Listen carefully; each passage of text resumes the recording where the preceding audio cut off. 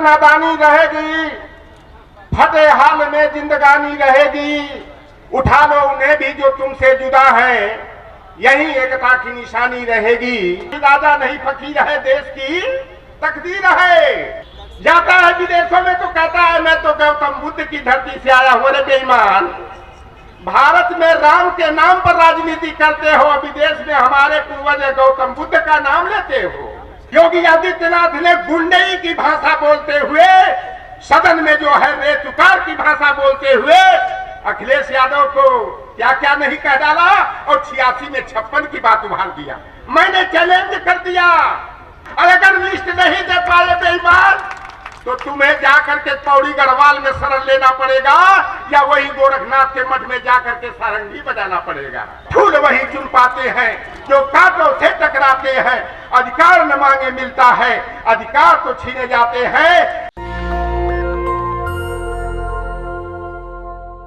नादानी रहेगी, फटे हाल में जिंदगानी रहेगी। उठा लो उन्हें भी जो तुमसे जुदा है, यही एकता की निशानी रहेगी, यही एकता की निशानी रहेगी। मैं भारतीय संविधान के रचयिता बोधिसत्व बाबा साहेब डॉक्टर भीमराव अंबेडकर जी, हम पिछड़े दलित वंचित अकलियत पसमानदा समाज के साथ साथ नारी जाति को मुक्ति मार्ग दिखाने वाले और शिक्षा का अधिकार दिलाने के लिए सर्वस्व न्यौछावर करने वाले क्रांति सूर्य ज्योतिबा फूले जी, राष्ट्रमाता क्रांति ज्योति सावित्रीबाई फूले जी, पिछड़े वर्ग के आरक्षण के सुनिश्चितीकरण के लिए पहला संविधान संशोधन कराने वाले पेरियार ईवी रामास्वामी नायकर जी, सामाजिक न्याय के जनक कोल्हापुर रियासत के रियासतदार साहू जी महाराज जी, बाबा साहेब भीमराव अंबेडकर को उच्च शिक्षा के लिए मदद पहुंचाने वाले यादव बिरादरी में पैदा बड़ौदा रियासत के रियासतदार सयाजी गायकवाड़ जी, 100 में 90 शोषित है, 90 भाग हमारा है, 10 का शासन 90 पर नहीं चलेगा, नहीं चलेगा का नारा बुलंद करने वाले बाबू जगदेव प्रसाद कुशवाहा जी, हम पिछड़े वर्ग को 27% सरकारी सेवाओं में आरक्षण की व्यवस्था सुनिश्चित कराने वाले जदुवंशी बिरादरी में पैदा बाबू बिंदेश्वरी प्रसाद मंडल जी, देश के सच्चे जननायक नाई कर बिरादरी में पैदा जननायक कर्पूरी ठाकुर जी, हम सभी पिछड़े दलित वंचित समाज को अंधकार से प्रकाश की ओर ले जाने वाले स्वामी ब्रह्मानंद लोधी जी, उत्तर भारत के पेरियार ललई सिंह यादव जी, बाबू राम स्वरूप वर्मा जी को नमन करने के साथ साथ नमन करता हूं हम पिछड़े वंचित गरीब गुरबा समाज को वयस्क मताधिकार का अधिकार दिलाने के लिए आंदोलन करने वाले बाबू रामचरण निषाद जी, राम प्रसाद अहिर जी, राजा राम कहार जी, शिवदयाल चौरसिया जी को नमन करता हूं और नमन करता हूं आज की सच्ची वीरांगना बहन फूलन देवी को, चौकी पर बैठे हुए समाज के चौकीदारों, कुर्सी पर बैठे समाज के पहरेदारों, हरवाहा चरवाहा जलवाहा करवाहा लठवाहा समाज के यानी पिछड़े दलित वंचित अकलियत पसमानदा समाज के मेरे पिता तुल्य बड़े बुजुर्गों, नौजवान साथियों, शांति स्वरूपा मेरी माताओं और बहनों, मैं 1987 में जब होश संभाला, जब तो घोटाला हुआ था, तो बीपी सिंह कांग्रेस को लात मार करके जब राष्ट्रीय मोर्चा बनाए थे, तो उनकी जाति के साथ साथ बड़ी जाति वालों ने नारा लगाया था कि राजा नहीं फकीर है, देश की तकदीर है। और जब 1990 में जनता दल राष्ट्रीय मोर्चा की वाम मोर्चा के सहयोग से सरकार बनी और सामाजिक न्याय के महान योद्धा, हम लोगों को रास्ता दिखाने वाले, पाखंड और अंधविश्वास के विरुद्ध जो है सड़क से लेकर संसद तक लड़ाई लड़ने वाले शरद यादव जी, सामाजिक न्याय के महान सिपाही लालू प्रसाद यादव जी, परम पूज्य नेताजी मुलायम सिंह यादव जी, रामविलास पासवान जी के प्रयास से जब बीपी सिंह की सरकार ने 7 अगस्त 1990 को मंडल कमीशन के तहत 27% आरक्षण अध्यादेश लाने का निर्णय लिया, रातों रात नारा बदल गया था। राजा नहीं रंग है, देश का कलंक है, मान सिंह की औलाद है। मैं ग्रेजुएशन का स्टूडेंट था बनारस में। मैंने देखा कि बनारस की गलियों में सड़क, बैल, भैंस, गधा और सूअर के ऊपर कागज की पट्टिका लिखी हुई लालू प्रसाद यादव मुर्दाबाद, डीपी सिंह मुर्दाबाद, मुलायम सिंह यादव मुर्दाबाद, शरद यादव मुर्दाबाद के नारे। हमारे महापुरुषों को गाय, भैंस, कुत्ता, बिल्ली बना दिया गया। यही सवर्ण जाति वाले कहते थे कि आरक्षण से प्रतिभाओं का हनन होगा, और मैं कहता हूं कि आरक्षण से प्रतिभाओं का हनन नहीं, ये तो प्रतिनिधित्व सुनिश्चितीकरण का एक माध्यम है। डोनेशन से प्रतिभाओं का हनन होता है। लोहार पाल सुनार हो, तेली तरोली बरई बारी, नाई धोबी कुजरा कसाई फकीर हो, जुलाहा हो, गद्दी हो, गाहिर हो, कुर्मी हो, काछी हो, लोधी हो, कोली हो, भोई हो, चबार हो, पासी हो, धरकार हो, बसोर हो, डोम हो, वाल्मीकि हो, इनके लोग जो पुश्तैनी पैसे में लगे हुए हैं, इनके पास इतना रुपया नहीं है कि डोनेशन देकर के IIT और MBBS की पढ़ाई कर लेंगे। आज कैसी विडंबना है।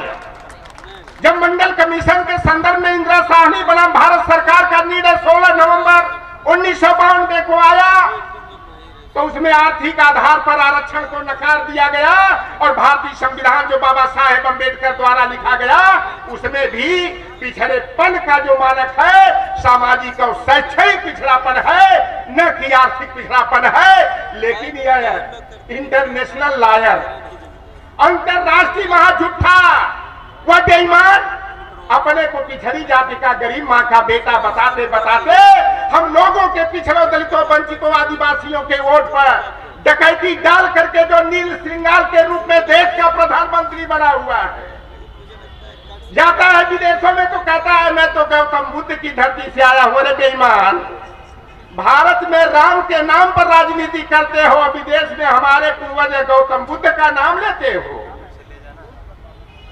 यह धर्म की घुट्टी पिला करके हम लोगों को जो है मुख्य धारा से काटने का काम करते हैं। और मैं एक बात बता दूं आपसे, उत्तर प्रदेश में एक घटना हुई, उसका हम लोग चश्मदीद गवाह हैं, और यहाँ पढ़े लिखे लोगों की भीड़ जुटी है।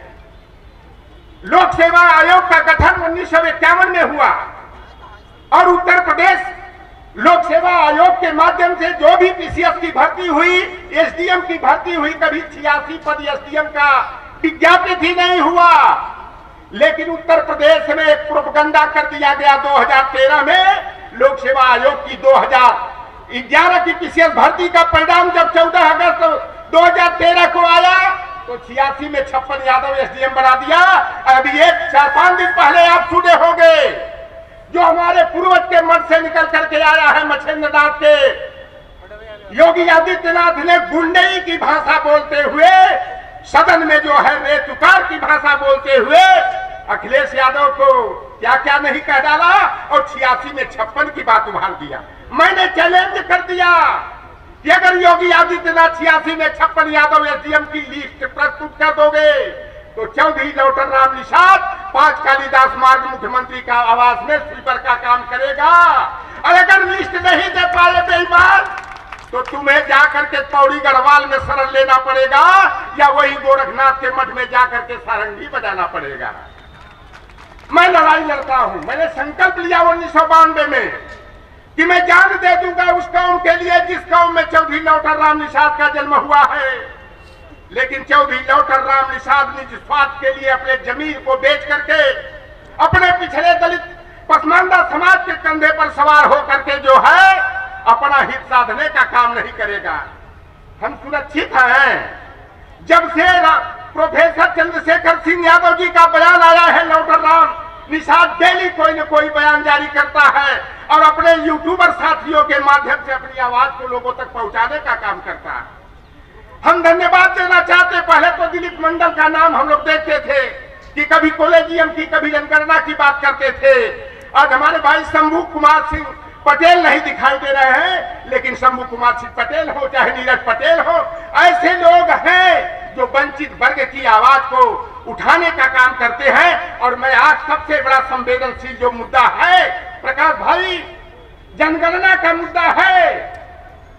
हमारे पहली बार जो है 1881 में संपूर्ण जातिगत जनगणना के आंकड़े प्रस्तुत किए गए। 1931 में अंतिम बार हुआ, लेकिन देश की आजादी के बाद 1951 की जो जनगणना हुई तो SC/ST की जनगणना हुई, लेकिन ओबीसी की जनगणना बंद कर दी गई।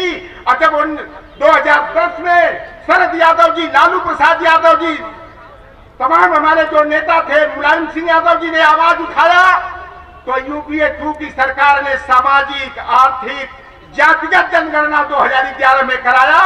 लेकिन वह प्रधानमंत्री जो नीलवर्ण श्रृंगार बना हुआ है, 10 अक्टूबर 2013 को जब माता अमृतानंदमयी के कोच्चि केरला स्थित आश्रम में जाता है तो कहता है कि मैं तो पिछड़ी जाति का हूं और राजनीति में बहुतों के लिए अछूत हूं, लेकिन अगला साल 10 साल पिछड़ों और दलितों का होगा।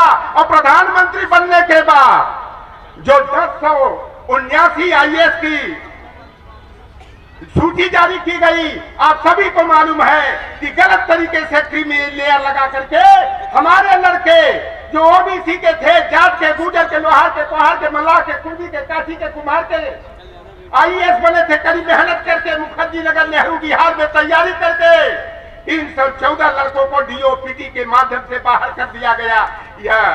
यह पिछड़ों के नेता का यह कमाल है।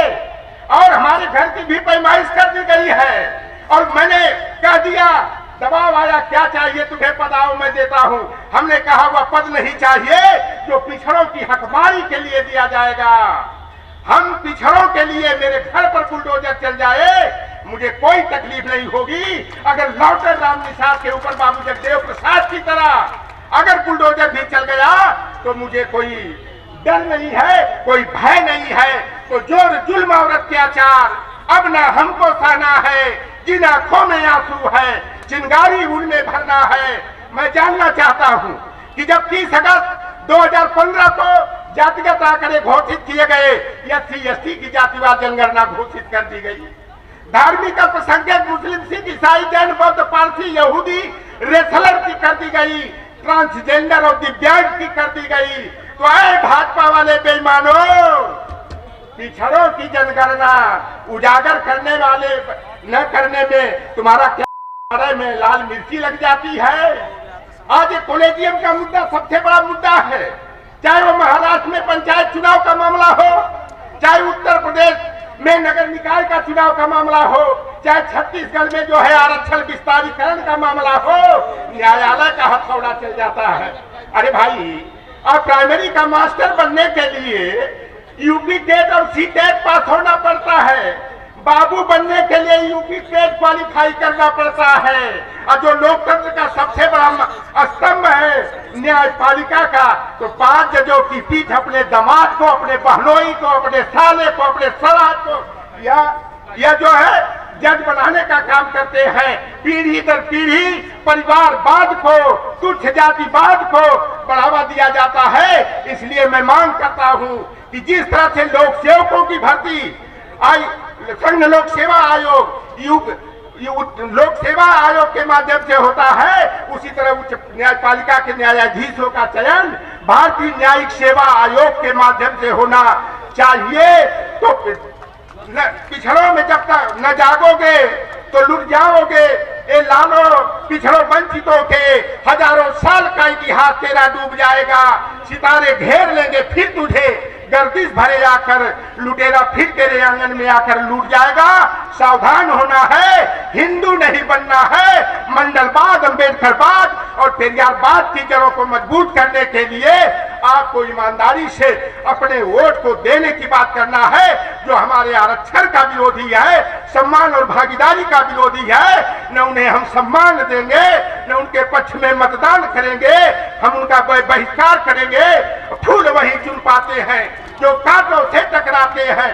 अधिकार न मांगे मिलता है, अधिकार तो छीने जाते हैं। जय भीम, जय मंडल, जय कर्पूरी, जय संविधान, जय विज्ञान। नेशनल दस्तक की आपसे गुजारिश है कि अगर इसको बचाना चाहते हैं तो नेशनल दस्तक को सब्सक्राइब करने के लिए रेड कलर के सब्सक्राइब बटन को दबाएं, फिर बेल आइकन की घंटी दबाएं। नेशनल दस्तक को बचाने के लिए बहुत जरूरी है कि हर खबर को शेयर करें, लाइक करें, कमेंट जरूर करें।